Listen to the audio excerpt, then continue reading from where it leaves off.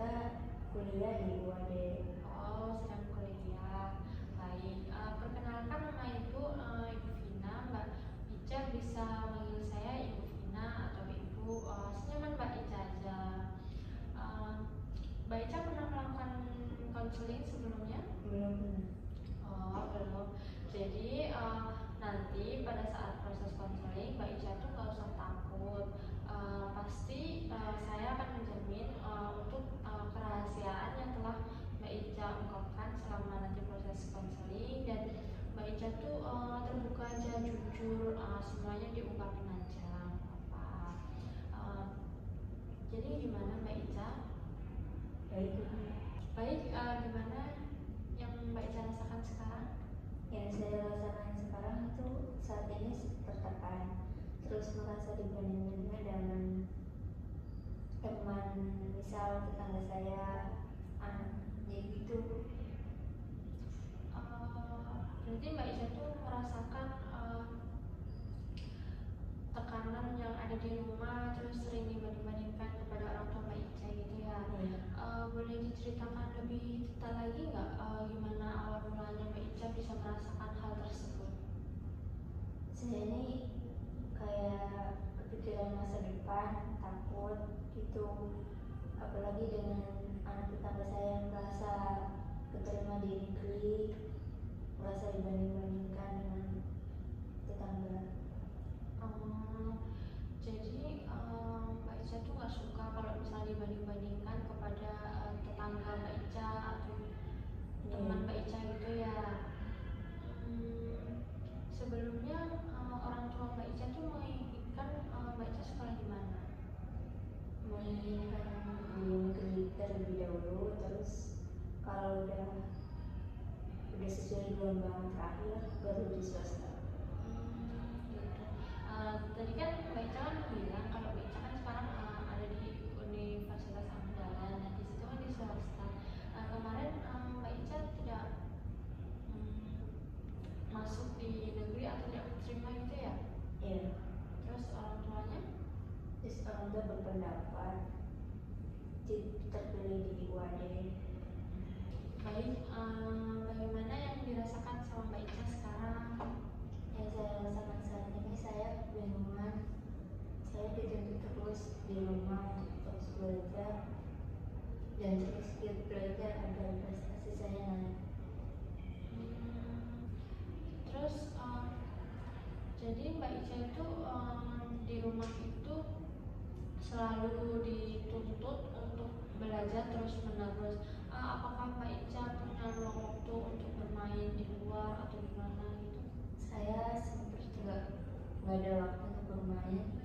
Kalau bermain cuma sebentar, terus 30 menit kan pulang. Jadi kalau Mbak Ica sedang di luar gitu sering diteleponin gitu juga ya? Iya. Baik. Gimana perasaan Mbak Ica terkait perilaku orang tua Mbak Ica? Perasaan saya sedih, bingung gitu, agar terus bagaimana caranya orang tua kayak bisa senang gitu, tidak cuek gitu. Apakah Mbak Ica pernah berkomunikasi dengan ayah Mbak Ica? Berkomunikasi sering, tapi tidak terlalu Terbuka. ya. Jadi Mbak Ica masih merasa takut untuk mengungkapkan apa yang Mbak Ica rasakan gitu ya. Baik Mbak Ica, tadi kan Mbak Ica kan kayak bilang ya merasa takut, terus habis itu sulit mengungkapkan apa yang ingin Mbak Ica ungkapkan gitu ya. Iya, saya takut kepada ayah saya karena takut mengutarakan pendapat yang berbeda, pikiran juga berbeda pasti. Baik, di sini saya akan membantu Mbak Ica untuk bermain peran. Jadi nanti Mbak Ica sebagai Mbak Ica sendiri, terus Mbak Ica juga berperan sebagai ayah Mbak Ica. Jadi Mbak Ica itu nanti ungkapkanlah apa yang ingin Mbak Ica ungkapkan, unek-unek yang selama ini Mbak Ica pendam. Habis itu Mbak Ica mau berteriak atau marah atau bagaimana, kursi kosong ini. Bisa dipahami Mbak Ica? Baik, bisa nggak dimulai?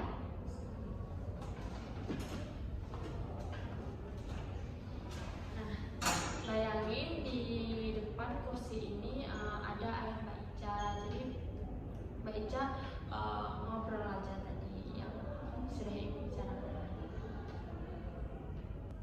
Pak, saya gak suka dibanding-bandingin dengan orang lain atau teman saya, karena saya ingin kayak teman-teman saya sendiri yang bermain juga sesuka sendiri, tapi ada hal yang wajar untuk bermain, bisa pulang dengan sendirinya tanpa dituntut bermain, tanpa ditelepon gitu.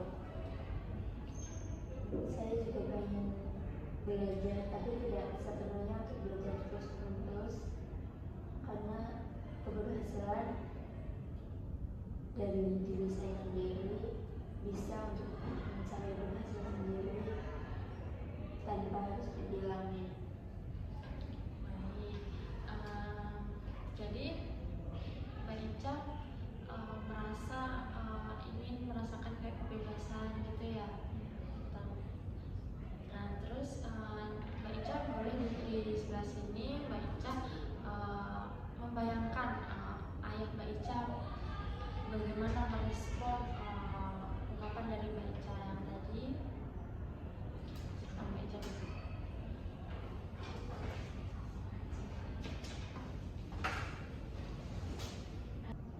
Ya, Bapak tahu kalau itu kemauan anak sendiri, tapi sebagai bapak kan harus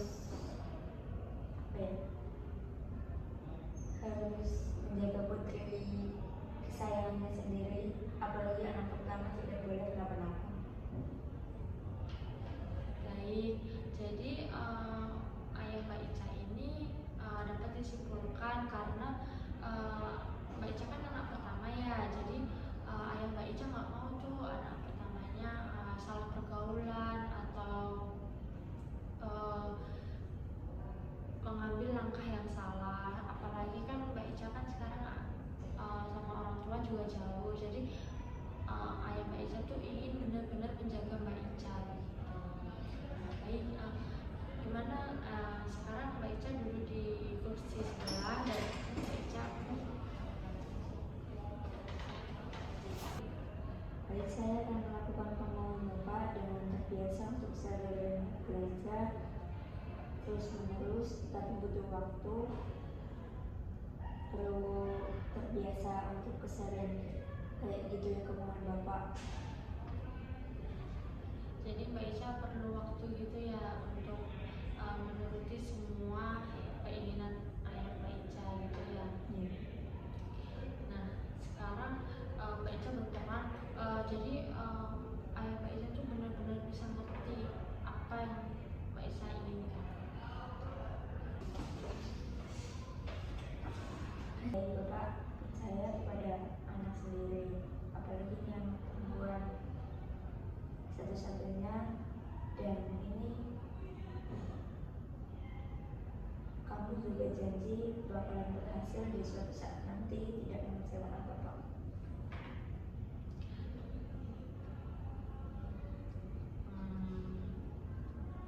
Baik, jadi ayah Mbak Ica memberikan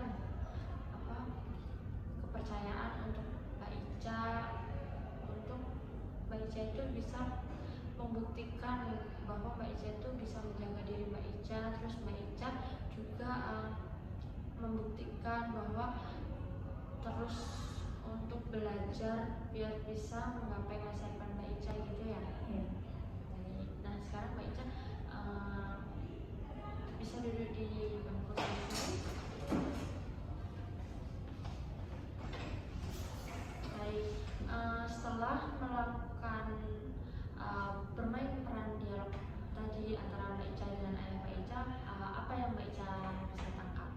Saya jadi merasa bersalah terhadap orang tua karena berprasangka buruk, dan saya tangkap tuh orang tua jadi mengkang, lebih buruknya tuh kayak saya jadi terus dikekang terus menerus di kamar, tetapi itu tidak.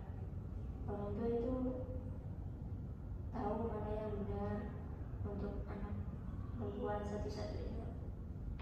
Baik, jadi Mbak Ica merasakan rasa bersalah gitu ya, soalnya